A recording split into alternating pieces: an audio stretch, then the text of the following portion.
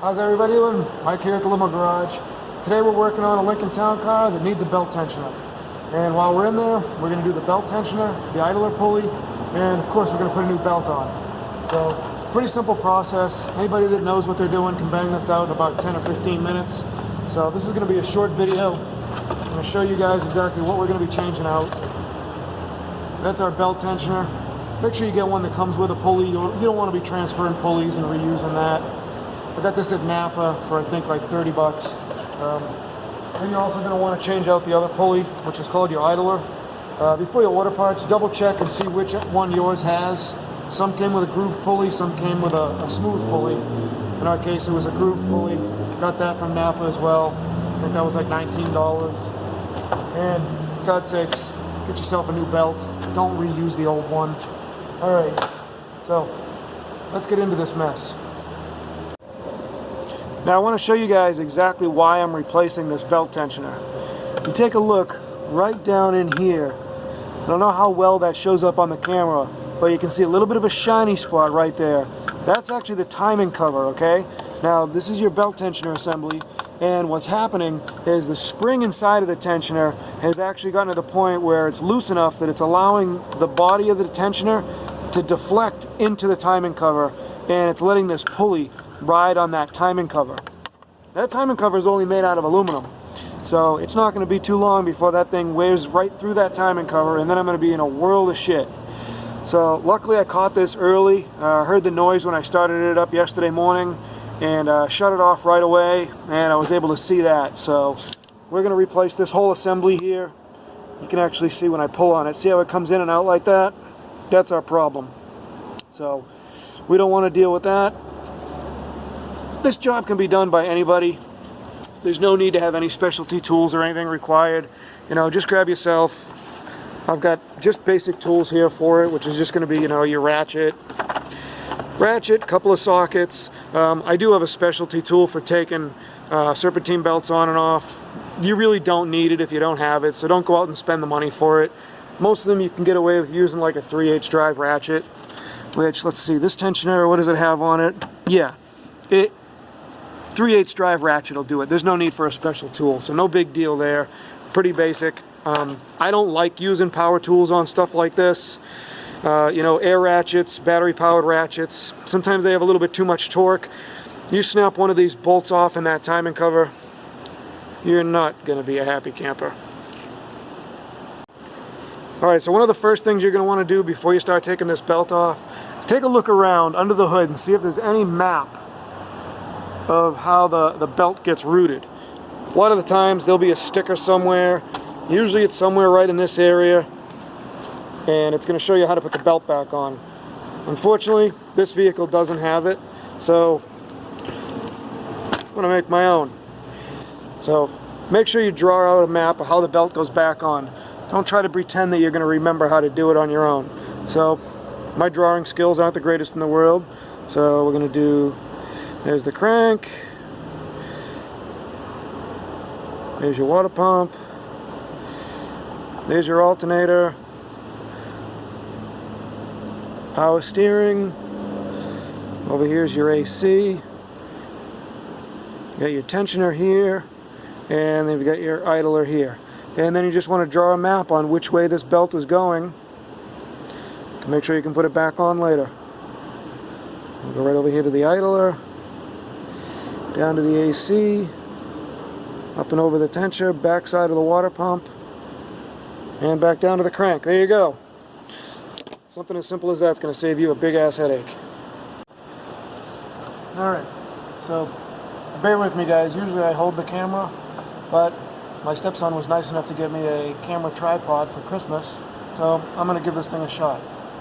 Remember, I'm a mechanic, technician, limo business owner.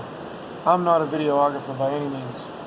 So anyways, what I'm going to do, instead of using the kit that I have for doing serpentine belts, I'm going to use my regular ratchet just so you guys can see that there's no need to purchase anything special. But I mean, this is the kit that I have. You know, and considering I was, you know, a technician for 20 years, 23 something years, this was a necessity for multiple vehicles, all right?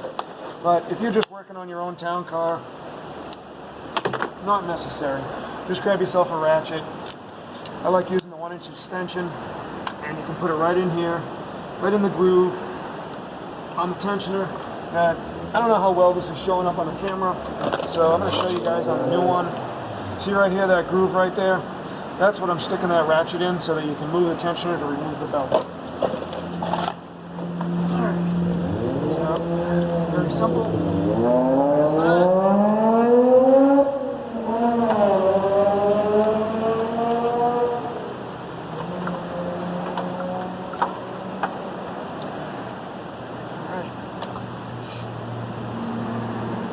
Now, if you guys are anything like me, if this belt is in decent condition, I'm not going to reuse it, but I'm also not going to throw it away. You know what? Keep it in the trunk. You never know, someday you might actually need it. You're going to be...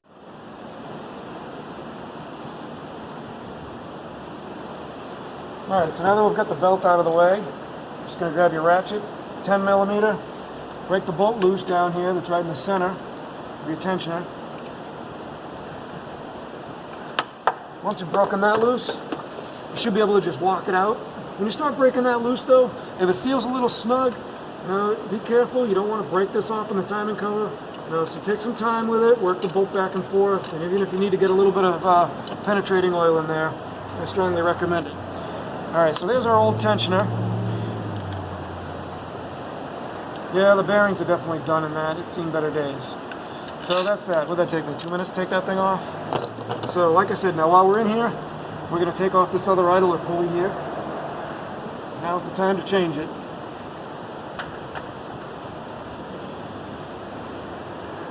Alright, this one's going to take a 13 millimeter. Same deal as before, you got a bolt going into aluminum. So be very careful when you're breaking it free. And that's the main reason I don't like using power tools on this type of job. Yeah, that's nice. Nice and easy. Like butter.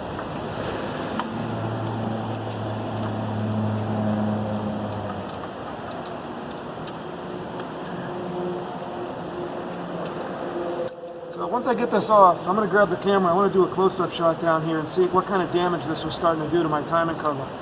You know, if we were to ignore this, just let that noise go, eventually it would rub right through that timing cover, produce a hell of an oil leak, and you don't want to have to replace that timing cover. So here we are, right down where that, see where that's shiny right there? That's where that pulley on the tensioner was starting to rub up against that timing cover. I don't feel a groove in it yet. We caught it just at the right time. So when you guys start hearing noises, don't ignore them, because those little noises turn into big problems, especially if they're ignored for too long. So we're going to put this back together, same process as we took it apart. Now just be careful when you're putting the tensioner on. Make sure that you line up the alignment pin. So when I say alignment pin, this is what I'm talking about right here. Alright, this pin right here needs to line up with the hole that's right there in the cover. So if you're off a 1/4 inch either way, this isn't going to be in the right position and your belt's not going to fit right. And who knows what kind of damage you're going to do. So, just noticed I'm still wearing my watch. You know why I bought this watch? Because I destroyed my last watch doing the same stuff. I think I'd learned. Yo! No. Glutton for punishment. Alright, so we're going to reuse the old bolt. The old bolt looks fine, no damage on there at all. If you take this thing out and it looks kind of crusty, take a few minutes with a wire brush, clean up those threads, put a little lubrication on it. Make sure you don't have any problems. You might even have to run a chaser down the threads on the bolt hole, just to make sure. Alright, so, real simple, put this back in, line it up where it goes, right into your pin.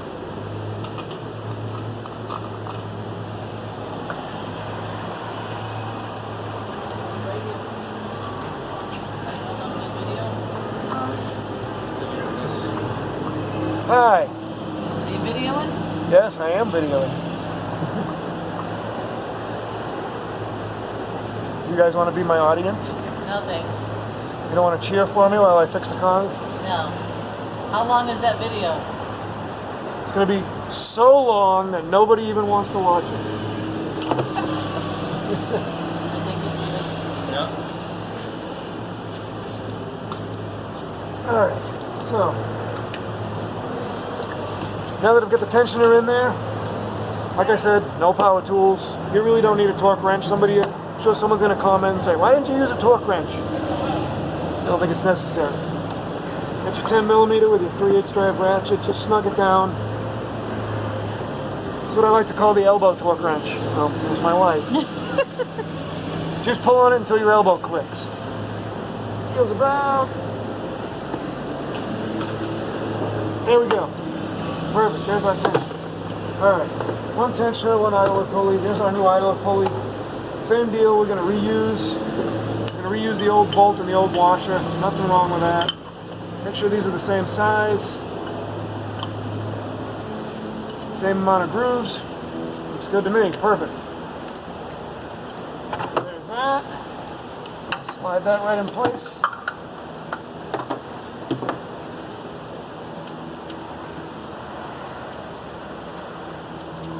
There we go. So once we get this tightened up, we're going to use that handy dandy little map that I showed you guys how to make in the beginning. If you weren't paying attention and didn't make that map and you're looking for one now, guess what? You're going on the internet searching to find out how to put your belt back on, or hoping that you've got a better memory than I do.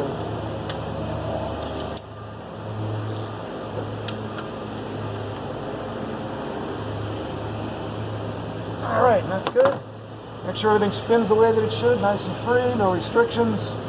Perfect. Also be careful when you're putting this pulley on, because you can put it on backwards. If you put that on backwards, you're going to bottom out the bolt on the back side of the bearing, and it won't spin. You should feel the resistance in this bearing. It's terrible. So see what I mean? If we had gone ahead and just replaced one thing and left the other piece sitting there, this is another problem just waiting to happen. So, preventative maintenance, people. Very important. Alright, so let's do a time lapse of putting this belt back on, because I know nobody wants to watch me put a belt back on. It's boring as shit.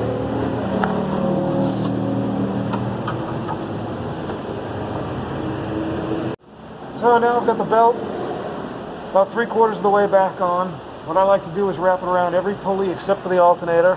I like to do that one last, or if there's a smooth pulley somewhere up in this general area, it's easier to make that the last pulley to put it on. But anyways, first thing you want to do is obviously make sure that you've got your belt in all the grooves on every pulley where it's supposed to be, and make sure you followed your map. Throw your wrench on there and just give that a pull. That's going to allow you to bring the belt back up right over the alternator. And I like to put my ratchet in reverse and just pull that tensioner down just a little bit. Make sure it's nice and snug. And there you go. Now the one thing that I didn't show that I did while I was off camera was comparing a new belt to the old belt.